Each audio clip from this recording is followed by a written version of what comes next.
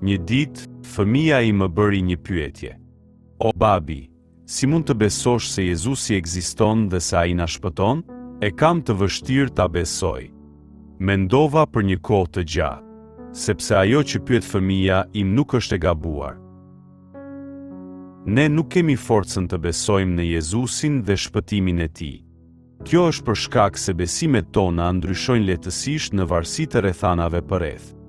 Edhe kur ndodhemi në një situatë paksa të vështirë, besimi ynë zhduket dhe në vend të kësaj shfaqet mosbesim. Midis përrallave tradicionale koreane, ekziston një libër i quajtur Dielli dhe Hëna.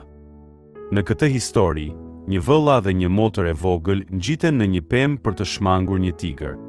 Fëmijët natyrshëm supozonin se tigri nuk do të ishte në gjendje të ngjitej në pemë, por pastaj lindi një problem.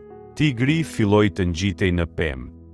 Fëmijët, të mbushur me frikë, ju lutën qiellit. Pastaj një litar i fortë zbriti nga qielli dhe ata u kapën fort pas tij. Unë mendoj se besimi është kështu. Besimi ynë nuk vjen nga ne, por zbret nga qielli.